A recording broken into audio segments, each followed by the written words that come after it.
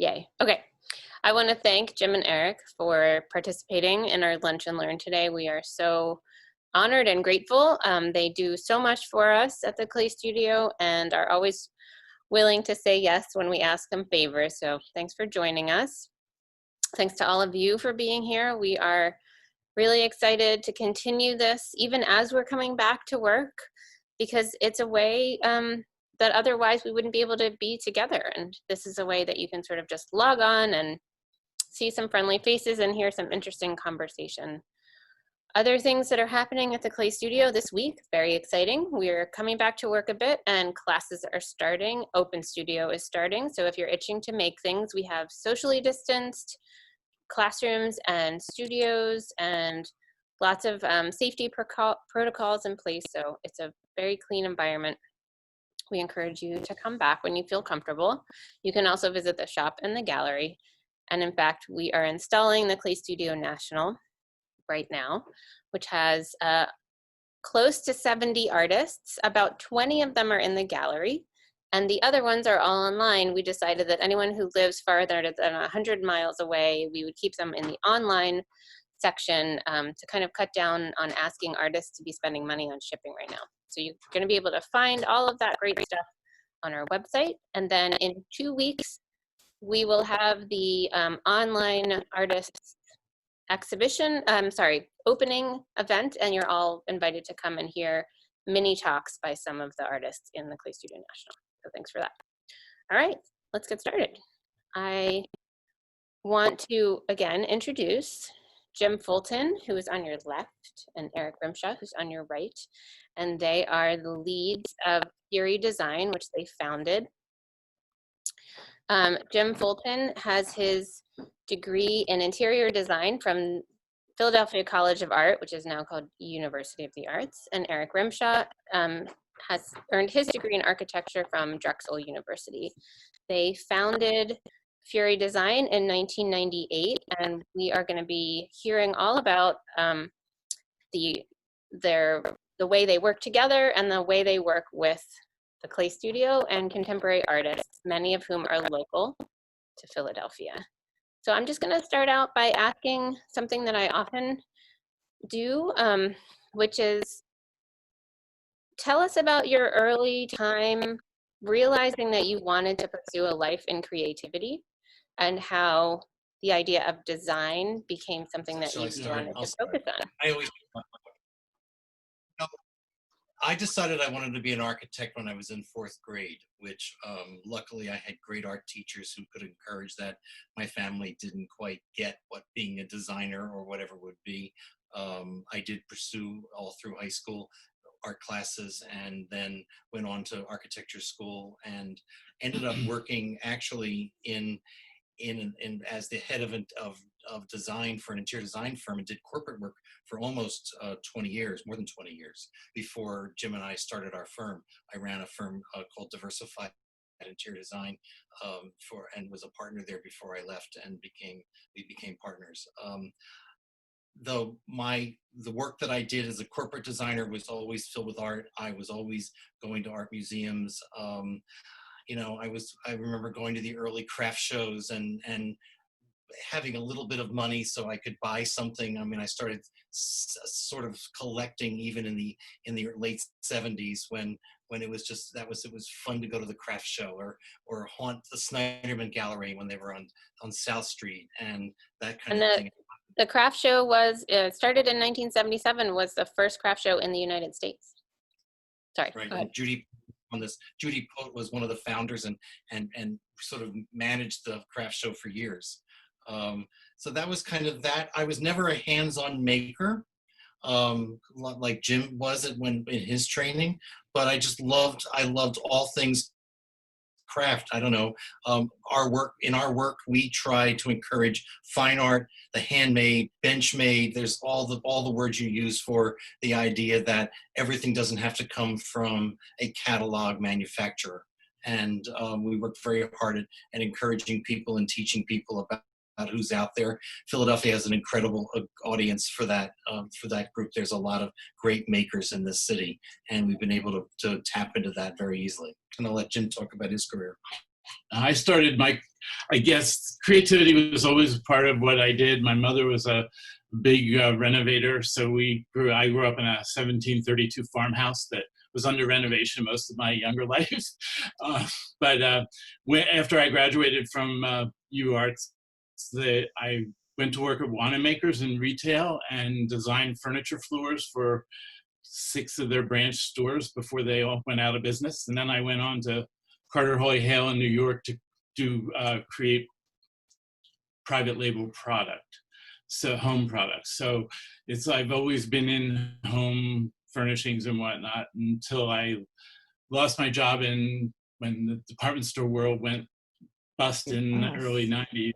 And I came back to Philadelphia and rekindled a relationship with Eric that we've known one another for 10 years. And then we decided that we were going to make our partnership a real 24/7 partnership. And then I worked for an interior designer here in Philadelphia for 5 years. And then we started the firm in 1998. So, and what was interesting was when we started our firm, it was because, well, one, we were both very tired of what we were doing. And I had been in this corporate world for 30 years. And all I was doing was making sure we had enough work to keep 20 or 25 people busy. And I wasn't being a designer anymore. And I wasn't having full contact with clients like I do now. You would meet the facility manager and you might have lucky enough to have 5 minutes with the end user. And I just got tired of all that. And I had always done residential. I'd always had a little freelance on the side that kept me kind of happy while I was running around doing this kind of marketing that I was doing. Jim and I came together because we were involved in the art world and because we knew people at Snyderman and all of that. Our first residential jobs came without any portfolio from collectors who we were recommended to by galleries. Our first big job was in Snowmass for a Philadelphia lawyer who was a serious collector, and they learned about us through someone who we knew how to deal with people who liked collecting. And our second big job in Bryn Mawr, which let us really start our firm, was through the Snyderman Gallery. Bruce Hoffman told this collector that they should work with us, and that's how we started. And ever since then, every year we have a bit of a reputation for doing work, that kind of work. It's not a cookie cutter kind of process for us. I think one thread that I'm hearing, and since we did our little test call yesterday, that idea of how you started working together and the beginnings of Fury Design, I hear you saying the word people over and over again. So Eric, you were saying when you went to the craft show when you were young and you could meet the artist at the craft show, and that's why that's exciting. You could develop a relationship with that person. And then you're also saying that working with the clients meant you wanted to work directly with those people who were your clients and the people at the different firms who are helping you. So I think that is a thread. The other word I heard a lot yesterday that we'll hear today, I think, is warmth. And those two things go hand in hand. And that has a lot to do with, I think, why that's what we feel about you guys at the Clay Studio, that you're so oriented to us as people and so warm and willing to help all the time. So just wanted to put and that's not to say there.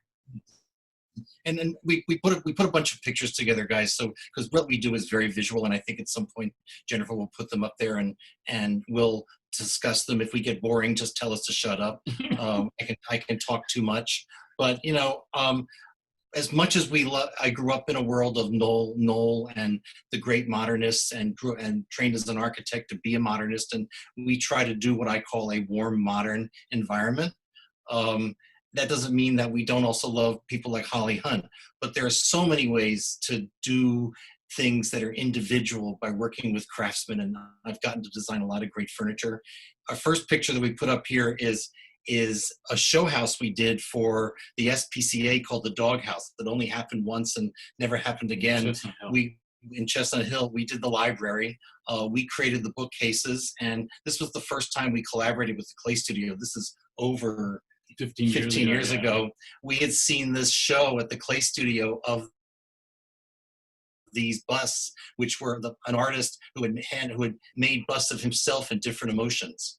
And we said, well, libraries always had busts of famous scholars. So instead, we had this guy bring his boxes up to Philadelphia, and we installed all 6 of the busts of his head in our library to kind of suggest that scholarly thing. And it was, it was the beginning of us really collaborating with the clay studio. Yeah. And I think you can really see another connection is that there's a lot of texture, and there are simplified forms, but a lot of beautiful shapes as well that are kind of playing together. And there's still a little bit of Nolan there, guys. For those of you who are love purists, there's, except that we took a Brno chair and put a hair hide on it instead of just a simple leather, and that's how we play with shapes and textures. So it's just makes me want to go read a book, that's for sure. This is the one that yesterday I was like, oh my God, look at those walls. I could just die in that room. So this is this is a library and TV room for another collector. We just finished this about a year ago. This is at 500 Walnut. And this is for a very serious collector who's been collecting craft and fine art and some Asian art for years. And so the inspiration was, I will tell you that we had a lot of inspirational pictures to work with this client. This wall, the concrete wall, is actually a brown coat plaster that's made to look like cast concrete. And we actually picked the pieces we were going to put in each square, and then made the wall for that. And so you can there's a Bennett Bean, there's a couple of great English artists, and you're going to forgive me, I never remember the name of all the artists, but there's a Dale Chihuly. So what I'm going to say is that we love all craft. We've worked with glass collectors. We worked with people who only love wood. We love working with vintage pieces from the 50s and 60s. We enjoy working with new people, and you'll see some of that through this work. So, a lot of this is custom, all the banquettes. The wallpaper is a faux red leather wallpaper that you have made in the color you want, and then you put it on the walls. Having said that, I'll shut up. No, it's okay. It's okay. Go to the next. That's what we're here for. Although I'll say that's a Malthrop. I'm not sure if it's the father of the son, Right. that's a great one. Yeah. That one's the father, yeah. Okay. Again, part of what we love to do is if either work with collections and organize them and curate them, or like that picture was, or help someone who hasn't begun to become a collector figure out what they like and where they can go to get it and how much money they want to spend. What's nice about the craft world is you can work with new artists just like you can with fine art. You can work with established artists, like a Bill Daly or a Toshika Takaesu. This again is another portion of this apartment in 500 Walnut, and this is some of the collection. We simply use the collection to enhance the space. These were all pieces that this couple had been collecting over the years. You can sort of see in the mirror, there's a very wonderful marble Plensa, which is a wonderful sculpture that sits in the space. The carpets are all hand woven, they're all silk, and we work with color and design for those. So it's about using, I guess what I like to say is, I'm not a person who likes to go into catalogs if I can help it and buy a lot of bad stuff out of, Serena and Lily and all that kind of thing. I really like that I can go to the clay studio. I call it my drive-bys, and if I need things for someone who isn't a collector, I can walk in and I can put a full theme together and have a lot of fun showing someone what handmade is like. And we'll see that we'll see that in one of the future slides, but just while we're talking, I was thinking about this idea of how do you sit down with a client and you need to understand what they like, and you need to, obviously they've come to you because they've seen your style and they appreciate that, but how do you integrate your style with and evaluate, I think, the style of the person that you're working with? It's a real back and forth. We have a personal style. I think you'll see threads of that through these pictures we're showing you. But every time we meet with somebody, it's about their belongings, it's about their history, it's about whether they have things they want to integrate into the space. It's a personality thing. I would say that most of the people we work with first come to like us, see our portfolio, think it's cool, but come to like us as people as we move along. And because we really do individual. I always approach like this kitchen. This is the rear part of a row house in Society Hill. It was just a simple drywall box that we had added onto the house years ago. When we redid it to give them a kind of artisanal kitchen, that's when we began to surround the whole thing with these beautiful paneled walls. And what's really cool is that because there wasn't a lot of space, the china closets are steel the windows to the outside are actually the backlight for all of the china closets. Oh, So that's you open so up cool. you open up all these steel doors, but this is a true collector. Every room in this house gets fine art in it. What's cool about the pictures is the chairs are all 1950s Nakashima. The table is BDDW. For those of you who don't know, we have one of the great new bench makers or woodworkers in the country, and now with a showroom in Milan in the world in Philadelphia called BDDW, and it's he and his team are making amazing things. Go to their site. It's a wonderful to see the way he's developing handmade. But I'm showing you pictures where there's sometimes it's just about mix. In kitchens, we love useful objects. Jim and I, our own collection tends to be, if not useful, then looks like it's useful. But, buying pieces for someone that are actually going to get used, that they use them for canisters, they use them for spoons. That's as important to me, our own collection. And I didn't take any pictures of opening our cabinets, but, I've been buying stuff for dinnerware for years. So I'm a little dinnerware freak. So, and I love buying handmade. And we can note behind you there, you've got 2 Lauren Mabrys, I think, on the table behind you, right? Yes, exactly. What else? Is there something else that I'm not remembering that's back there? Lauren There all Mabrys. 3 of them are, yeah. Oh, 3. This was a house we did in the Hamptons, out in Amagansett, not Amagansett, yeah, Amagansett. And this was was a barn on the site, and the architect built the house around the barn, and we were involved with the interiors from the beginning. You can see the horse on the table is a Butterfield horse. She's one of the a famous artist who's been making these horses for years. They're all made of found objects and driftwood and bronze and old car parts. In this picture, you can see a Sam Maloof rocking chair from the 70s. There is the art on the walls I just lost his name. We started them on a small collection of ceramics. On the table, there's a Jill Bonovitz. Yeah, that's great. So while we're, and then this is the same room from a different angle, right? Again, all of these pieces could move around. The upholstered furniture is BDDW. The Sam Maloof rocking chair. We worked with our local craftsmen to make the live edge table. It's not a vintage table. We just simply went and our guy found us wood and we made a base, and that table has been through 3 iterations of this room. We try very hard to pick pieces that will mix in a way that you could remix them when you're ready. Right. And there's that great Tom Chimes painting on the back wall. I think while we're interspersed here, I wanted to ask about how you did kind of, maybe this is too personal, how you met and you talked about making that decision to be partners, and then it's a big decision to be business partners as well. Can you talk a little bit about like Jim and I met? I really want to hear the how you met story. All right, I'll keep it not sexual. Jim and I met in the early '80s through when we were both with other people, and we stayed friends through the whole '80s. We were always friends. Jim was always traveling, so was his partner. They were both in retail.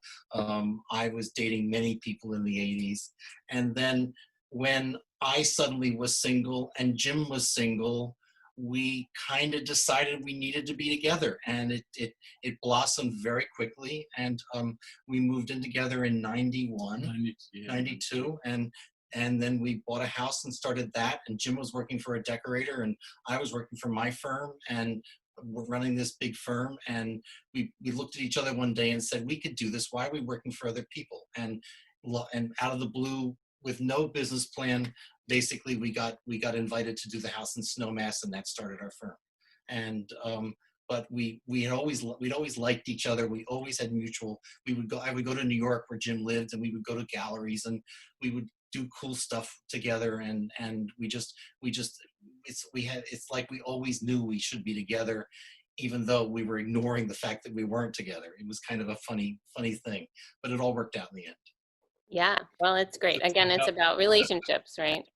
It's Right, about totally relationships. about relationships. And everybody was thrilled. I mean, everybody in the world, once we told them we were moving in together, said, well, we thought that should have happened 7 years ago. So anyway, it was fine. Everybody was keeping a secret. So this is, again, the kitchen in the Amagansett house. This is a lot of clay studio pieces in here. Again, That's a Brad Johnson on the back counter. Is there Annie Caston in this? There's no Annie Caston in this picture, although I love Annie Caston. I know, she's almost in everything else. There's an incredible home store in Sag Harbor, where when we go up there we shop, and like all the handmade dishes came from this gallery in Sag Harbor. We bought a lot of dinnerware at the craft show. Mm-hmm. You're going to see a wide range here. Now here's a room. This is the Chestnut Hill house that we started from the ground up. Actually, for a person we met through the clay studio, not necessarily collectors, and we got them started when this house was finished and we were starting to do accessories. We said, okay, we're going to go to the clay studio and we're going to buy pieces. So in this picture, you'll see to the left, you know the names, Jennifer, the resident artist that's in the bay window. That's Andrea Marquis, and you can see it has that wonderful cut patterning. It's like a flat piece of clay, and it really just so perfect with that carpet. Right. Pieces for the bar, and you can see in the bar area. We just simply accessorized this room. It wasn't about collecting. It was about how we could do something that was substantial and handmade and had a name on it. It wasn't just, Simon Pierce. Yeah. And even these, I think there's a second picture where you can see this. Yeah, that's it's a great Matthew. I had his last name, Matthew. I'll remember later, but he's in Brooklyn, but he makes these great things that kind of have a mid-century flair to them, but are so unique. And there's another picture of Andrea's piece in the window. I think it's actually sort of a cross. It's a crucifix. Yeah, it's super. And look at the luster of the fabrics they've chosen, and all those textures and different sheens work so well together. Yeah, we tend to not be known for heavy. We tend to not do a lot of heavy color. You won't see layers and layers of color in our spaces. We do light color, but we tend to be more about texture and neutrals, and then add a little bit of color as you go along. I like the art to sing. I mean, here's the kitchen in that same. Go ahead. I was just going to say, if you things are muted, but then when you really pop the color in, it's very meaningful, and it often has to do, as you're saying, with the art. And so that's a way to, I think that's maybe one of the differences between using art as a decorating item and really making it sing within the design, which is what you're doing when you're honoring the artist's work by giving it the right stage. This is the kitchen in that same house. I designed the oak picnic table. The chairs are sort of a 1980s classics from B&B Italia. Actually, another one of our great makers is Bassaman Fellows. For anyone who'd love to see great furniture, the bar stools are from Bassaman Fellows. They're two guys who have begun to do this incredible line of furniture that's takeoffs on mid-century, and they're dedicated to that world of the handmade, and the seats are all hand carved. Go to the next picture, Jennifer. What I love about this one, we actually ended up commissioning the backsplash from a tile company in New York. It's actually silver leafed tiles, which are made in all different mosaic shapes and dimensional. And we actually laid it out and had it put up that way. And then we got them to buy a lot of Jordan McDonald pieces, one of our other favorite artists from the clay studio, all these kind of wonderful rustic shapes. But all usable. So to put fruit and various things in. And the colors are, organically kind of working together in a way that makes the objects special, and you can see that they're special. I'm showing a lot of kitchens, and I apologize. I guess because kitchens are so easy to think about using craft in and useful objects. This is a recent renovation. This was a 80s colonial that the client was now moving on to modern and didn't want to move out of the house. We basically gutted the first floor of this house, relatively speaking, and redid it and gave it a kind of what I call farmhouse modern feeling. I'm going to stop using that word now, but I've been using it a lot. But the idea was that we added a kind of textural rusticness to it. Again, there's a BDDW dining table. You go to you go to the studio, or you work with them on emails because they won't let you come to their studio and see how they make things. And you talk to them about how many patches you want, how many bow ties, all of the things, and then the color, and they then start sending you pictures as they make the table. It's quite a wonderful process. Yeah. So and then again, this is Melissa Weiss on the table, and then you can see Rebecca Chappell, who's a former resident artist and still lives in Philadelphia, back there, and Melissa's in North Carolina. So I want to remind people, or I might not have mentioned, if you have questions, please put them in the chat. I can open that up as we're going along, specific questions, or if you want to just save a question for the end, that's great. I think I'll insert a little conversation starter. We've talked around this idea of, what is meaningful about using contemporary craft and art objects in the homes that you're designing, but can you talk a little bit more about integrating, well, what is the deeper purpose in your mind of using these handmade art objects in the designs? Because they're made by somebody, but you can name the person who names them. You can get involved with that person and meet them as an artist. You can understand their philosophy. They last, to me, they last, they have a more lasting, they're substantial. They're substantial. They have a more lasting quality than, I'm not going to start naming manufacturers' names, but you can shop for them, and every time you buy one, there'll never be another one like it, unless someone's mass producing their dinnerware. Like these two pieces here in this bathroom. I love this photograph because the kind of silvery blackness of those canisters works so well with the faux shagreen wallpaper and the blue and all of that. And those are by Seth Green, and they are ceramic. They just have a metallic glaze, which is, like you were saying, it just has that great, the luster of it reflects the wall. And you will find we're kind of interesting. Jim and I both, when Jim and I got together, we realized that we both own ceramics that each other liked. We tend to be drawn to pieces that are useful or could be useful, as opposed to what I'll call kind of sculptural pieces that are, thematic, that are more about the fine art side of ceramics than the useful side. Not that every piece we buy we use, but everything we buy could have water in it, have flowers in it, that kind of thing. I've often wanted to give a class to ceramic artists about what a vase really looks like and how you put flowers in a vase. In the best shape. Yeah. In the best shape. In the best shape. So this is kind of fun. This is the living room of the same house. Some of the original detailing was kept. I redid the fireplace. It was a bad, new Gothic stone fireplace. We ripped it out and did this more modern Gothic feeling. The piece over the fireplace was commissioned by an artist here in Philadelphia named Keith. Brian Dennis. Brian and Keith are our framers and great artists in themselves. It's barrel stave technology. He silver leafed the whole back, so when the light's on it, it glows on the back wall. It just talks about texture. And it just was a way of creating a handmade piece that gave texture and shadow to the fireplace. Mm.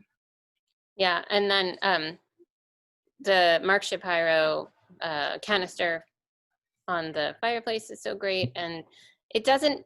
This is another thing for that I think designers and you guys especially are so good at. It doesn't have to match.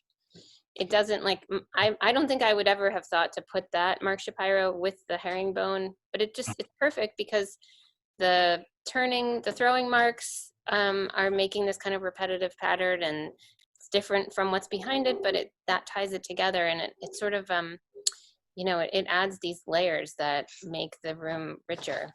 So where you often, I've noticed that you guys have similar tastes, and I guess that's why it works, but we don't have too many fights with one another about this. Can you think of one thing that you in terms of design that you have a different taste on? I'm much more practical than Eric is.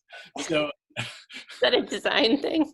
well, it is a design thing. It totally is. Yes, I'll get all excited about putting a room together, and I'll show it to Jim, and suddenly he'll say, well, that blue won't hold up very well, and that white's not right, and why did you do that? And so we have a little moment, and then we get over it, and we fix it. It's more like that Jim is seeing the practical, like, oh, that blue's gonna fade, don't put it by the window, like that kind of Right, stuff. exactly. You know, we're very yin and yang. If we hadn't, I'm sure if we weren't yin and yang, we wouldn't have survived Yeah. the 22 years we've been in business, because Jim fulfills pieces that I don't fulfill. We both have an aesthetic direction, but Jim takes care of things that I don't take care of. Again, in the same house, just a little fun. We didn't rip everything out. What do you do with a bookcase when you don't have any books?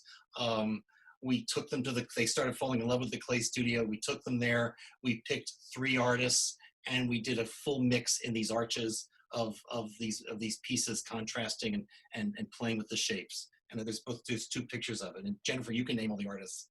Oh yeah, so it's Stuart Gare, that's Liz Pakacek, that is also Liz Pakacek, that's Giselle Hicks. This is Roberta Masich, who is another former resident, Giselle again, Stuart, and Liz Pakacek, who's in Minneapolis. And I just love the fact that this is a bookcase that these people didn't have enough books for, as we're looking at your house with your beautiful books. And that's, although mine are not that beautiful, I have probably as many books as you do. So I don't understand that idea of not having any books for your book. No, it's often a problem. Another contrast, this is an apartment in New York for a couple who were not collectors when we met them.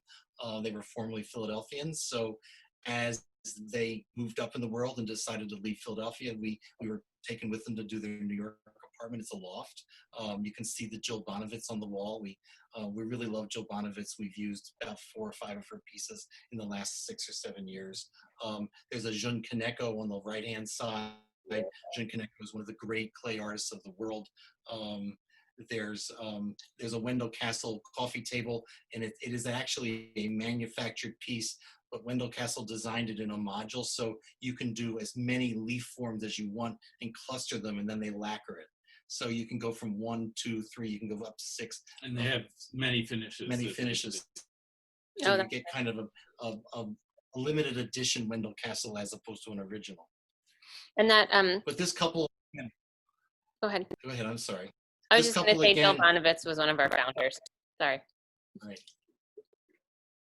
Kind of another view of the space. Again, another way to use, they had a few cookbooks, but they had bookshelves. The kitchen was already in the apartment when we started moving them in. We used, and her name is Royko. I can never remember the artist's name, but she's a shard pot maker. And they love their pieces. So we went to the craft show and we picked them out and had a lot of fun putting them all together on the table. There's an early Annie Kasten. There's Lauren Mabry in the early one. And these are sculptures, sort of African. Right. These are all African pieces that they had always loved, and we integrated into the whole interior. This is an apartment at 1706. Again, you can tell we love Annie Kasten. We've loved her since she was a resident at the studio, and we loved running into her at the craft show and so forth. These were 2 pieces from the clay studio. We actually did a commission. I'll show you in a minute. Again, we love things from the wood turning institute now. Yeah. What do they call it, right? The Center for Art and Wood. The art. But Thank Center you. for Art. I always call it the Wood Turning Institute. And the Bill Scott. And then the back, the paintings in the back are by Bill Scott, who's a very well-known local artist who does wonderful abstract work. In this, what we had fun in this one in the kitchen, we designed this big long table for them. They wanted something to fill it, so we sent Annie Kasten all the pictures, and she did all these sketches for them, and we came up with this 2-piece. Go to the next one, Jennifer.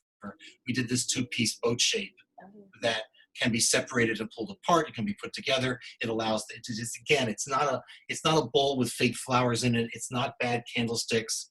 that kind of thing. It's important. I try to avoid the obvious tabletop, if you will. Yeah, so great. I love this picture only because this is an artist in the Midwest, Chicago, who makes sort of shaker furniture out of steel and found porcelain signs. And you can pick the color of your signs, and all those stripes are actual from old signage that he collects and cuts down to fit into the space. The canisters all came from the clay studio. Yeah. I think I dare you to name them, Jennifer. I know I should have looked these up. That one almost looks like a Chris Guston, but I don't know. And I should know who that. It's a Dominique. I need Dominique. She's upstairs. I know that these Yeah, are, some of these were here before you were there. Yeah. these are this is another. This is another apartment at 500 Walnut that we're very proud of. The clients are actually here watching this today. This is a powder room. We love powder rooms. We call them the oh wow factor. It's fun to open up the door to a formal powder room and see something really cool. The wallpaper is a handmade paper that is a kind of blue foil. That term, we found these pieces at the clay studio. Name of artist, Jennifer? Stepanka Alkova. And they're these gorgeous porcelain pillows, and I could have done the whole wall. I think they're so amazing in this space. Did the wallpaper come first, or did the wall pillows come first? Wallpaper came first, and I walked into the clay studio one day, and there were these beautiful pillows, and I couldn't resist showing them to them. Perfect. They are perfect. And this is also their main living room space. It is done as a loft. There are the ceramics on the fireplace, and is a woman from California who shows in New York. Yeah, I don't know though. I don't know what that is. Rosenbach or something like that. And I love her work also. Keep going, Jen. I don't want to bore everybody. And that's the kitchen loft area. Again, we did a kind of cooking center, and that cooking center allowed for an ability to display canisters and great pieces of ceramic and handmade wood. And I think this is a good example of, some people think that you should have nothing on your counter, which I just can't understand why you would want a space that has no visual interest. Like, it's fine to have a beautiful backsplash, but you need something that's dimensional that can kind of draw your attention. And so I love that idea. Oh, and here's this is what we've been waiting for. So Jennifer told us to take some snaps of our house. Now, I've never had formal shots made of our house, so please forgive it. Actually, the people have been amazed that we're sort of minimalist designers, but our house is anything but minimalist. It has 30 years, maybe longer, of stuff in it. And as you can see behind us, our bookcases are filled. This coffee table in our living room moves. Things get moved around all the time in this house. But this is Elizabeth Stewart. This is what is it, Elizabeth Stewart? The snake? What's the snake, Jennifer? Elizabeth Stewart. Stewart. Elizabeth Stewart. Yep. Who that's probably the only narrative clay piece we have, and we love it. Her work is shown. She's dead. She just passed away, and her estate's being shown with Ellen Drutt. Ellen Drutt. No. What's his name? Wexler. With Wexler. At the Wexler Gallery. Got it. Keep going.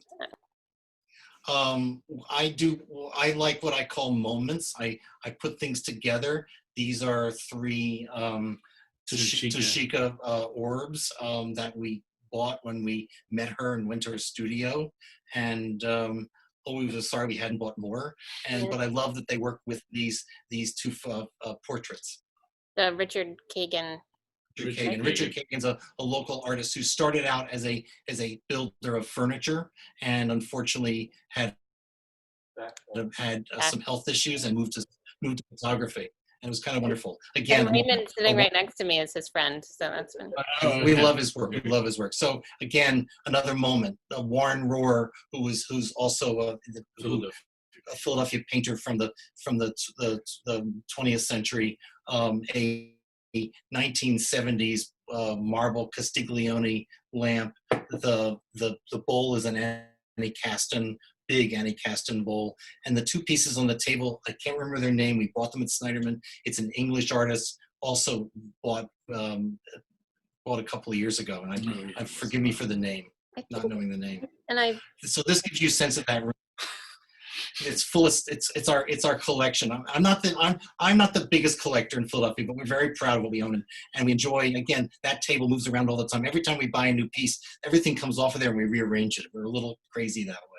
Well, and I just want to point out to everyone that, so one of the things I love about Jim and Eric's designs in general are these ideas of landscapes and horizon lines that they work with, and the vignettes that when you move around the room, it's completely different. So it took me a few moments to realize that this is in this painting. So if you're, or in this photograph, if you sat on that chair, you would look to your right and you would see that beautiful vignette within the larger, that you can't see it in the same way until you move through the room. And I think that's so, that takes a lot of skill and nuance. So good. No, it's very important to us that there's a bigger scale of the room, and then there's the intimate moments and the way you sit in the chair and what you see from that chair. And when you walk into a room and turn around, what do you see behind you versus what you see in front of you? Points of view become very important to me. And here's another great little vignette, the classic vintage knoll chair, and I've had the pencil drawing since the 80s, and you can tell we're pretty black and white. We tend to be neutral. We don't buy a lot of color. So it all starts to work together, and you play with the blacks and the whites and the textures, and it's great fun. So should I say that anytime we get black and white stuff in, we say, we should call Jim and Eric? And same thing we did with our art. We discovered that over the years, we bought friends' art, we never bought large art because we don't have a lot of big walls. So it was about when we realized we had a lot of little art, we put the leaning rails up, and again, every now and then things get moved around just because it's fun to play with how things relate to each other. The two clay pieces in this picture are Claude Conover. They were the first pieces I ever bought. They were at the Swan Gallery in the 80s. And I'm very proud of those. I love those so much. And you can sit on them, which is really great. They're actually structurally sound. You can sit on them. Do you hear that practical person talking about what you can do with them? Right, exactly. There I am. So the rest of these pictures just say that we're crazy. Every nook and cranny in the house has. I made a lot, when we built this house, I made a lot of little niches with shelves. And these niches with shelves have transitioned through many different ideas of collecting. This is kind of our little powder room, and it's just a lot of what I'll call the leftovers, the things that didn't fit anywhere else. And I just had fun with them, Marianne Davis, and a lot of different people. Yeah. I'll say this is Brian Hopkins, these two are both Brian. This is Matthew, again, whose last name I don't remember. This might be Nate Williver? I'm not sure. Did you get that one pretty recently? He's an artist that makes his work up on the Delaware River, up above New Hope. Yeah. Oh, no, okay. I don't know him. And we bought this wonderful crusty raccoon-like vase. And then this one is Justin D'Onofrio, and we actually we're gonna have one of his pieces in the Clay Studio National that's coming up. So. Great. And again, when you walk into our kitchen, there's a sliver of a niche right as you can see from the front door. So when we're standing at the front door looking across our bar, and again realize that we've been buying water pitchers all our life, and they ended up becoming this collection which gets added to whenever we see a great water pitcher. And about 50% of them get brought out and get used for water. The only ones we're very careful with are the ones in the middle, the green vases, and they're by a British artist named Walter Keeler, whose studio has actually been moved to the V&A. It was the most fun to walk into the V&A about 5 years ago to see that his whole studio had been moved there like a museum piece to show his process. His work is amazing. Yeah. And that's an Annie Caston. Yeah. Oh, here. And then that's a Jim Connell who we have in the shop. I don't recognize all of them, but is that an Annie Caston, that one? There's two Annie Castons there. Pictures. Is that a Jill Bonovitz on again, our dining room, there's our Jill Bonovitz. Yes. That was the first one we bought. We bought one for ourselves. The big clay piece with terracotta pieces. With Bill Daly. The one on the pedestal is an Annie Caston sculpture. that's actually an urn with a little opening at the top. This is our dining room. This is where we entertain, and we have a garden to look out at. And I know Jim was lucky enough to take a class with Bill Daly. Yes, I had my first entree into pottery with Bill Daly in 1969. So. Yeah, well, that's a very good introduction to pottery. Right. Another one of our moments, Paula Whitaker was always a favorite of mine. I've never got to do one of her fireplaces, and I think through the Clay Studio, maybe one of your auctions, Jennifer, we got this piece, which it's a shelf. From a show it was a shelf from a show, and it was a shelf, and it became the mantle on our fireplace in the dining room. Yeah. So I got as close as I could to getting a real mantle commission. Well, and we sadly And her work was wonderful. Yeah, we lost Paula like 2 years ago, or a year and a half. And then I just close with this. This is our useful objects. Our kitchen is full of things that we use and make and eat every day. And we buy wooden tools from people, and we use things to mix with, and it's kind of fun. We buy handmade breadboards and all that kind of stuff. And that's our story. That's so great. Well, I've been eating. Sorry, Jim. I saw one question pop up about the photography. All of our professional photography is done by Don Pierce, and he's a local from Westchester, Pennsylvania. He's done our work for 30 years. He does. And I think that I was going to go back and read some of some really good questions that were coming in. So let's see. Kelly wants to know what the treatment at the 500 walnut ceiling was. Oh, it's a faux silver leaf wallpaper. Was that this one? No. It's a faux silver leaf. No, that's not that one. Well, that's fine. Oh, yeah, that's 500 it, walnut. It's a faux silver leaf wallpaper. Yeah. I enjoy kind of playing with scale and moving through spaces so you feel like things go up and down. So often we'll use the technique of cladding the ceiling with a paper or a texture that even accents the fact that happens. You can see it here in this space, this dropped plane over the kitchen. Same thing here, 500. Well, that one, that's a paper made by the same people that make the red paper. It's actually, you can choose your color and the number of they're not grommets. They're a silkscreen pattern, but they look like 3 grommets. And you can choose your pattern, and once you make the pattern, then the wallpaper. Listen, we depend on our vendors. We have wonderful wallpaper people and faux artists, and once you come up with an idea, if you don't have the right vendor, you're kind of screwed. So thank God for the people that take care of us. Yeah, I mean, I was just talking to a friend about this, and it's one thing if you have a design sensibility, but there's just so many resources that you guys have built over the years that are really special. And those, again, the relationships with people so that you can make sure you're getting the best of everything and that you're... And the fun part about that is that they change and there's always new ones. And that's why Philadelphia's got tons of craftspeople, and it's really wonderful to be able to work with them. And our job is to bring new things to clients. In this world of restoration hardware and the internet and Pinterest, God help me. Overwhelming. It's overwhelming what people think they already know about. So we work very hard at finding new ways to look at things and finding product that you can't just buy because you happen to be looking at Serena Lily. Even though, frankly, when I'm doing a quick beach house bedroom, I do Serena Lily too. So, but it's our job to bring our clients things that make it personal for them and they wouldn't see in every other apartment. Yeah. That's a really good point. Rebecca was asking about the painting in the dining room. Is this the one that you meant, Rebecca? Oh, you're on mute. You can unmute yourself. Thank you. Hi, guys. I love all of the artwork that you have selected. You might put me out of business as an art consultant. So this painting, do you know who the artist is? Yes, and it's a mid-century artist. He's famous for his, oh God, you're gonna be making me, by the way, this client is a serious collector. They go to the galleries and buy. Often we'll go with them, but for the most part, they're very independent in the way. They're There's a ton of time. No. The piece that is behind the table is a Pistoletto, which is of course an artist who does these little tracing paper drawings and then glues them to Mylar. They're quite amazing. This piece is he's a dead artist. He's from the mid-century, and he's famous for these big color blotches. And Kirk says Adolf Gottlieb. Gottlieb, thank you. Yes, thank you. Thank you. Kirk.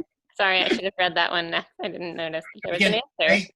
they already own these two pieces before they moved to this building. So We made the walls big enough for the we had to curate the art and make sure it went in the right places. And before we did it, we went to the house and did color swatches behind all this art to see what would be the best way to color the space of the art. We were standing by the sofa in the living room, and I don't have a picture of it here. They have a piece that looked amazing on navy blue. So we lacquered the wall that we're standing behind us in a navy blue, and then hung this piece of art on it. It was spectacular. And this building is particularly challenging because of all the windows. Yeah. That is very difficult to deal with. So somebody, the question about photography also asked about the challenges of the photography. So what are the challenges of sort of working with the photographer to get what you want from the picture?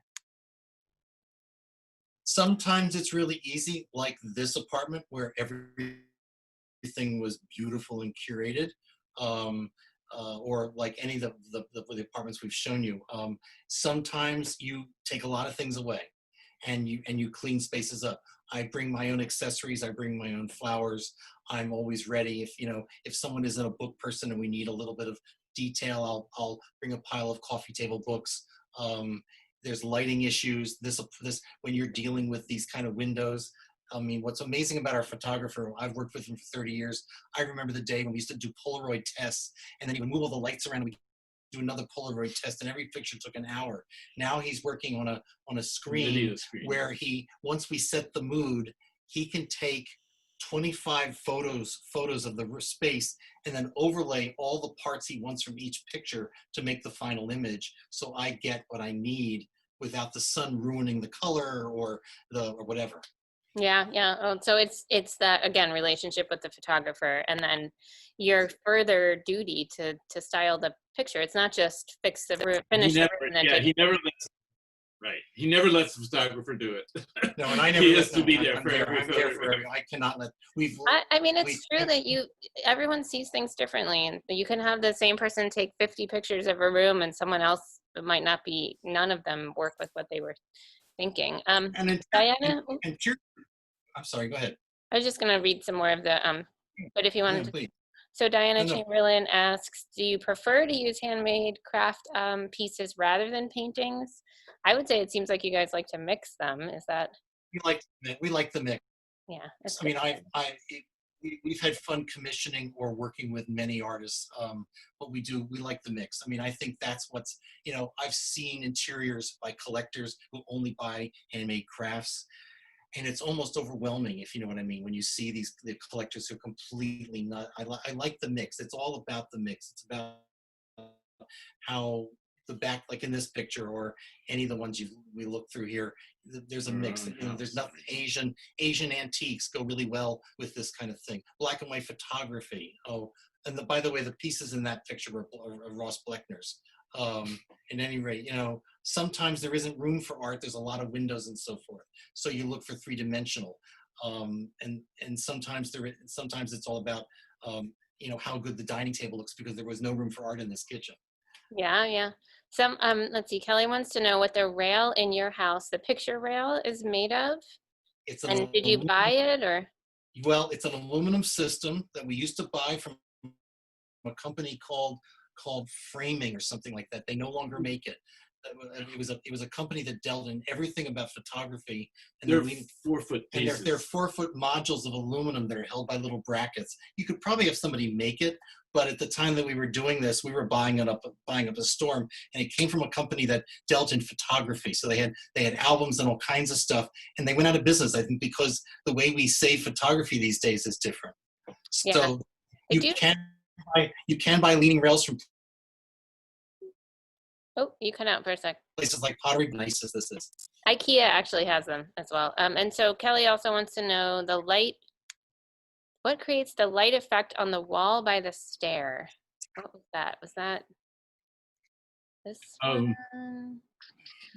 Right there. Oh, There's a step lights. it's one of the things we do a lot of when we do a staircase. Rather than do downlights from a high ceiling, we'll do little step lights. These step lights are from the early 90s. Many good lighting companies are now doing little beautiful recessed light fixtures, and we'll just dot the staircase all the way up, and it lights the stairs and not the whole room. Oh, Yeah, and when we're just home, the stair lights stay on, and you can go through the whole house without turning any other lights on. so smart. Janet wants to know if you have Liz Osborne watercolors. We do Okay. two. We have of two. them. One's on the leaning rail. If we go back to the leaning rail picture, I think it was back. keep going. Keep going. No, keep going the other way. Oh, sorry. way. Sorry, everybody. I don't mean to make you dizzy. Keep going. Here you go. Yeah, there's our Liz. Right to the far left is a Liz Osborne watercolor. Oh, and it's got pottery in it. And we have another little one. And we have yeah. another little one. Raymond says, I love how a collection of multiples itself can be an object of beauty. I agree. Thank you. Rebecca, the yellowish painting next to your fireplace. I love it. Couldn't see the whole thing, but curious who the artist. Oh, it's an Eileen Neff. Mhm. I bought it at Locks, and it was unusual for Eileen Neff. Her photographs are often about moving quickly through space and seeing things blur. She took 3 of her blurred speed pictures and overlaid them on each other to make other way, Jen, and to made it an abstract It's beautiful. of Eileen Neff's work. And Oh, this one. What's it? Yeah. Yeah. it's a beautiful abstract where It's a landscape. It's a landscape, 3 landscapes that when she's moving in a car were overlaid on each other. Right. I love Eileen The Neff. next- She used to show, when she left Locks, she was showing at Bridget Mayer, and I'm not sure she is anymore. I think she is. That's good. Um, And then the pieces in the picture before that, Jennifer, is another one of my favorite artists. These 2 pieces are David Lieb. They just had a big show of his work 2 years ago at the Art Museum. He's a Philadelphian who does these incredible light pictures and shadow pictures. And I bought these when, during the AIDS epidemic, he decided to do pictures about his concerns, and these were called The Genie in the Bottle, and it was about finding a magic cure. And there are these light sculptures where he moved a flashlight as he took the stop photographs. Nice. well, that's appropriate for right now. Let's see. I'm going to go back to a couple of difficult questions, but I'll just read this nice comment from Michelle. After seeing all the clay objects in the homes you have designed and your own, I feel less guilty about the number of pieces I've collected since I was in college in the early 70s. Very nice. Color, it's an obsession. You can't help yourself. Jim tries to stop me. If we ever have to move out of this house, it'll be scary. That's all I can. Don't move out. So then there are a few questions that are all kind of similar about how you deal with clients, maybe difficult ones. How do you start in a blank room? That's a big question. And please talk about the process when someone hires you to do a room. How long does it take? The price, which maybe you can, that'll be offline maybe, and unless you, whatever, your choices. And then the challenges that come up. These are all huge, important questions. So maybe find your nugget of how you want to answer. You know, part of it is experience. You walk into an empty house or an empty room or an existing house or a house on drawing that's only in drawing stage, and you get an impression from that. We've been lucky to be able, because I'm an architect, we have done some from the ground up houses also. It's partially that we've been hired because of what we do, which is what you see in these pictures. So we're not, if someone says to us, well, I really like Williamsburg Colonial, well, we're not going to work for them. They're not going to hire us. And believe me, Philadelphia still loves their red brick and their cornice moldings and their wing chairs. And if you ask us to do that, we'll do a modern version of that, and we have. We've just never photographed it. Well, I want to know, so please do. Eric is very much a concept person. He can walk into a room and he can see it finished in about 3 minutes. I mean, his visual perception of space is really unbelievable. So you talk to the client, you see their belongings, you hear their likes and dislikes. Sometimes they show you some magazine cuts or things from Pinterest about things they've been looking at. You begin to get an impression. You never say to a client, well, I hate that, but you sort of say, okay, well, we're going to go in the discovery process. You do some drawings, you talk about lifestyle, you talk about layouts of furniture, you talk about how do you entertain, You talk about how do you cook. You talk about how, what do you use a bedroom for? How do you want to store all your clothing? And you go through that process to get a full plan done. And then it's a process I do. I do lots of sketches. I still hand draw all my rooms. I don't work on the computer. I do have staff that do that for me when we need it. And we've done that recently. It's worked great during the pandemic. We've been doing a house on Zoom meetings with my architect doing amazing work for me on the computer.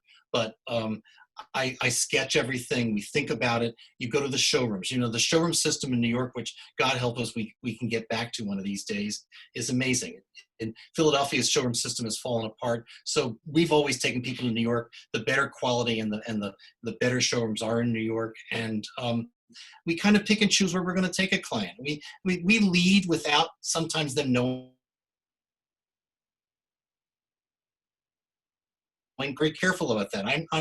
We're not God. We've never, I get upset when a client hates something once in a while, but we're also very aware that we're not God. So, and I'm not Mies van der Rohe, but we've been very successful at ending up with a product that I'm incredibly happy with, and usually the client's incredibly happy with it. And how long does the process take? We always tell a client that a major house will take at least a year. We're not talking about building from the ground up, but if we're decorating an existing house, it's at least a year. You're 3 months of discovery, you're 3 to 6 months of ordering, and then there's all kinds of other installations to go on. So good furniture does not take 2 weeks to get, and handmade things do not take 2 weeks to get. So it's about a year. We've worked on projects in Center City, which I didn't include in these shots, that took 4 years. From the beginning of demolition to complete building of the house to full decorating of the interior, and it took 4 years to do it. And we stay rental.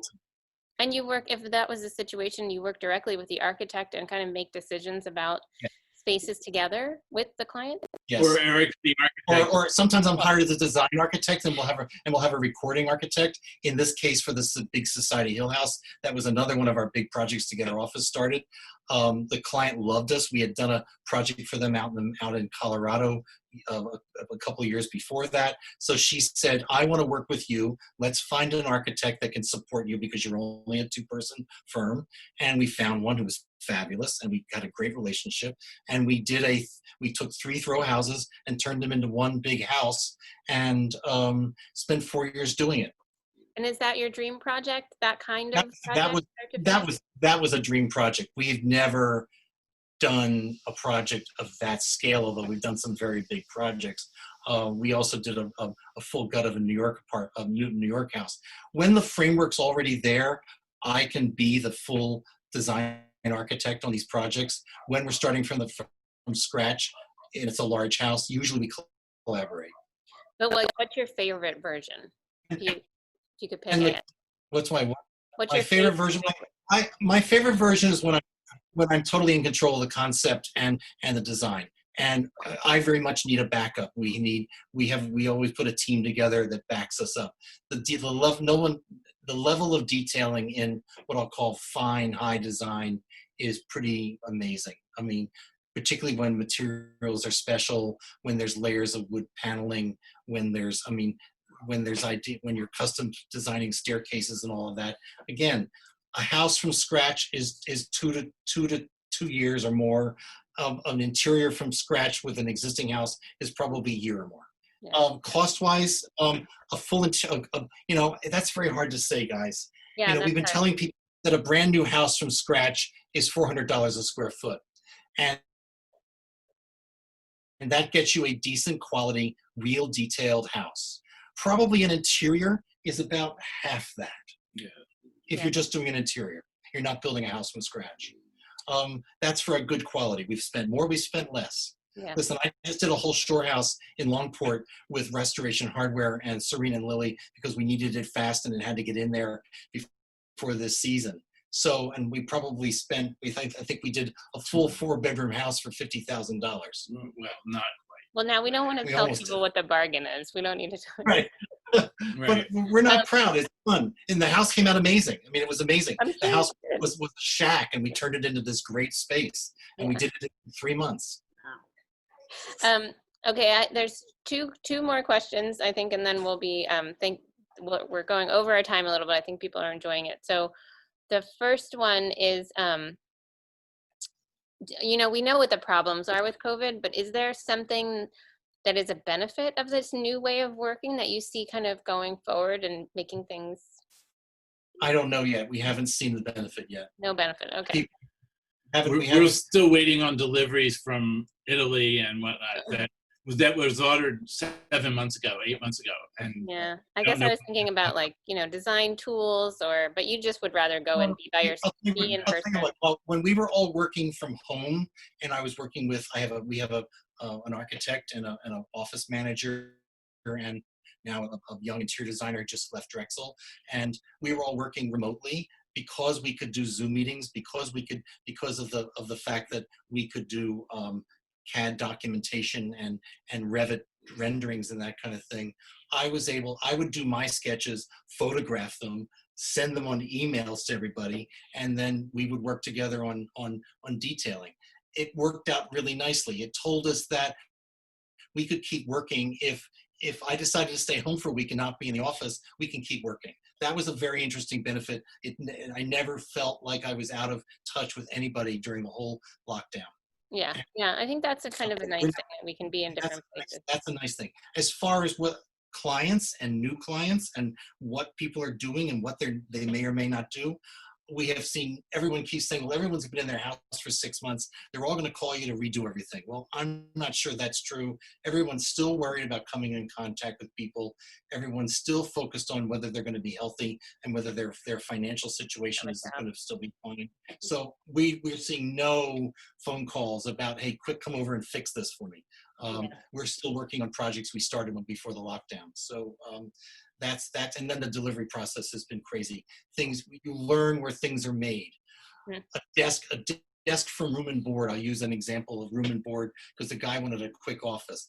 Room and Board can deliver in stock in 6 weeks. It's taking us 6 months to get this desk because apparently it's coming from China. Oh, no. So. That's hard. Okay. Well, the one last question that Raymond asked, what is your favorite name for a paint color? My favorite neutral is called Nature's Essential. Well, now that's one question, but I think he means like the silliest paint name or like but so what is that one? Nature's Essential?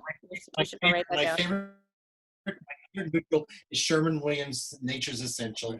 Okay. And I'm becoming very fond of deep cobalt blues, but I can't tell you an actual name of one. Got it. How about you, Jim? Any paint colors? I used to do color forecasts when I worked in retail, and had to do that for several years. And every year we'd have to come up with a new concept on how to present these colors and how to convince the buyers that these were the colors that we were going to do for the next year and a half. And it's a real challenge. And I mean, one year with my assistant, we made up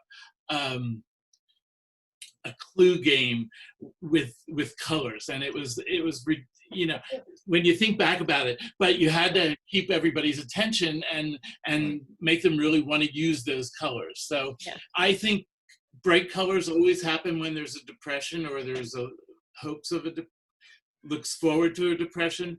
Brighter colors come back in a big way. Yeah, the magazines have all been showing very bright blue and because green. It makes you happy. I mean, you know, people relate color to being happy, and I think that's what happens. So, okay. I've always been fond of I've always been fond of what I call lacquer red too. But and you can see it. You know, that den we did for the 500 Walnut, that red sort of got in there because I love red. Yeah, jewel tones. Well, I love that idea of sort of ending on the idea of happy colors, bright colors, taking us into the new time. So thank you again, Jim and Eric, and I enjoyed every minute of that. I hope that it was okay for you and everybody here. Thank you for your questions. Thank you for your attention. It's been a lovely hour for me. So it was our pleasure. Thank you. Thanks, guys. Okay, I'm going to stop the share, and I'll just, as usual, kind of stand here and watch everybody. And this will be up online if anyone wants to share it with a friend. In a couple of days, we'll have it on our website. Thanks, everybody. Thank you. Bye. Bye. Bye. And as people are leaving, I'll just tell you, Jim and Eric, Raymond says his favorite paint color name is Mouse Breath. You know, there's a book. There's that these paint companies get these books that have names in them, and they sit all together at a desk and they name their paint colors. There's some really weird ones. Yeah, that's great. Mouse Yes, breath I've there never are. heard of. I don't think I wouldn't pick that because I wouldn't want I've to. heard of mouse. I haven't heard of mouse breath, though. It's slightly lighter than a mouse. It depends on which mouse. I don't know. It was good to see you all. Thank you so much. Thank you. Okay, I'll sign off. Bye, guys. Thanks again. Bye, everybody.